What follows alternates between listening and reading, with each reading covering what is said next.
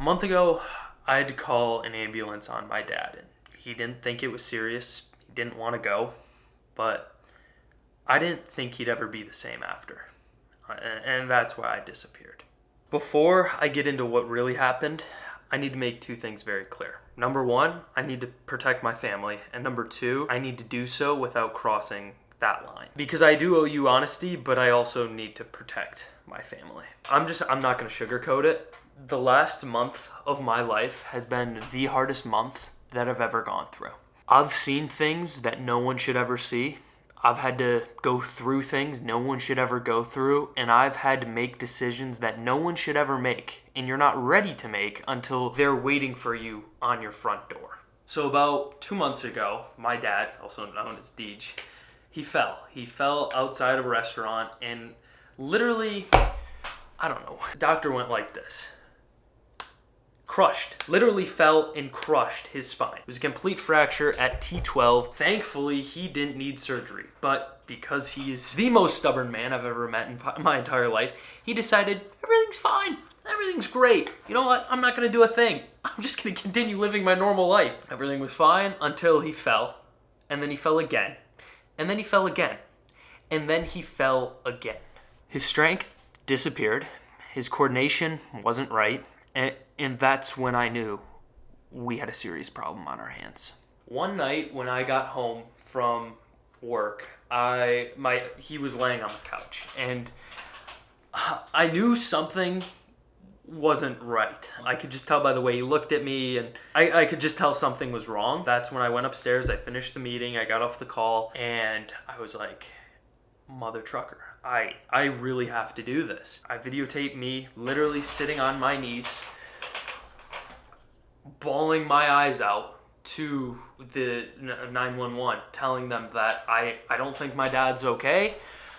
I think he needs medical attention. He doesn't want the medical attention, and I know that. And I mean, you guys saw it in the Christmas video. He wasn't okay then. He couldn't stand up. He couldn't lift a present. He could hardly sit at the table to eat breakfast with us.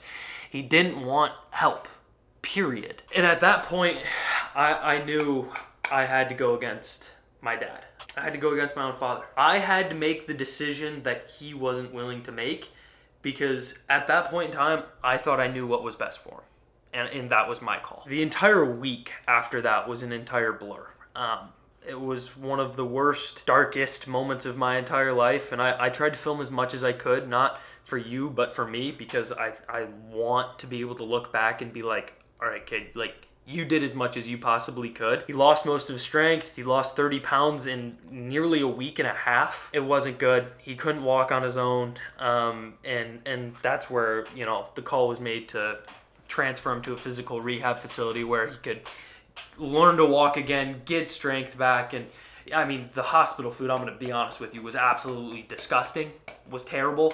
So I was bringing him meals every morning, like smoothies and bagels, and it just wasn't good, to be quite frank with you. And he was on so many medications, you know, to help with the back, and we ended up finding that he had some swelling in the brain that honestly was probably to cause the lack of coordination and, you know, the loss of it, which is why he was falling so much with deteriorated strength. So it wasn't good. Seeing your dad in that position is just not a sight any son wants to see, especially when, like, knowing your dad has so much more life left to live. Because at that point I was like, I don't know. And those thoughts start running through your head, and it's like, not pretty. Like you guys know, creating YouTube, golf, the gym, it's my life. And for the first time in my life, I didn't want to, you know, wake up in the morning. I wanted the bad dream to be over. I wanted my dad to walk through the front door and say, like, hi, Keanu. Like, I told myself I wasn't gonna cry.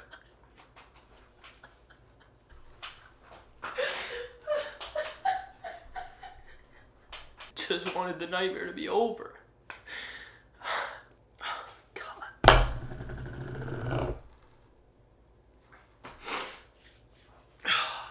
Fudge, dude.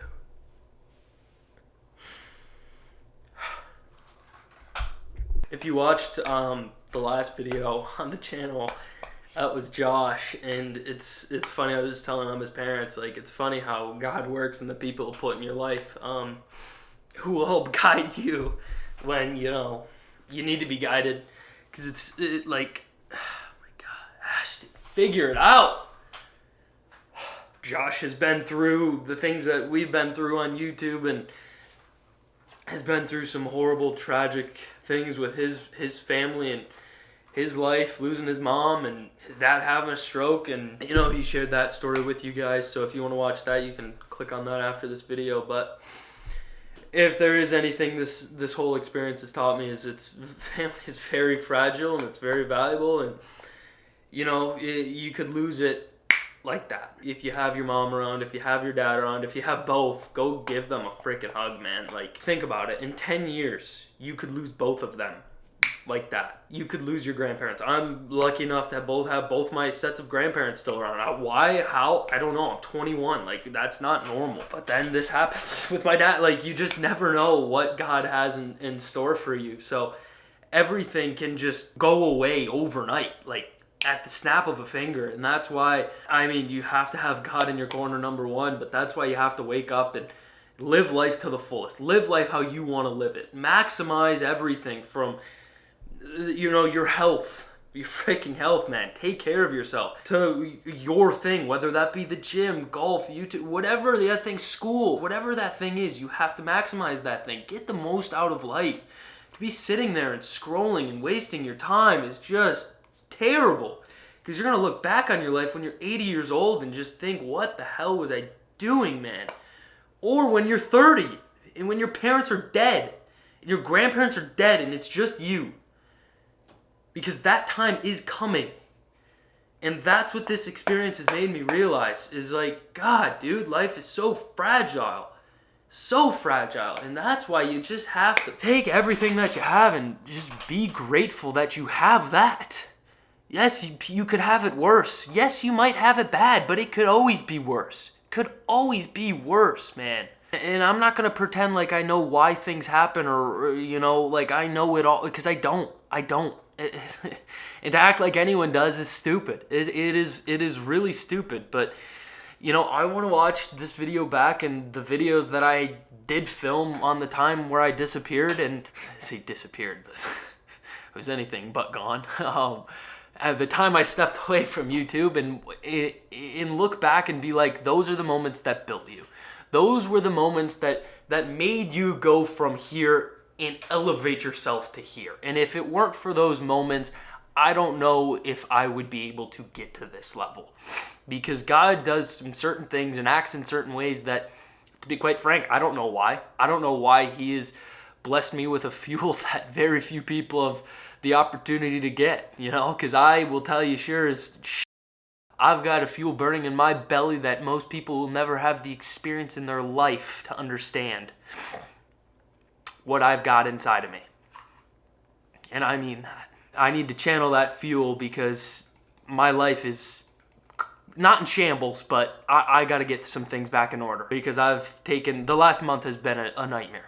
It has been an absolute nightmare, and it's time I get myself and my feet underneath me. I lift my chin up, and I take a deep breath, and I realize, you got to get the ball rolling again, kid, because it's time. It's time. This isn't the end of the story. This is just the beginning.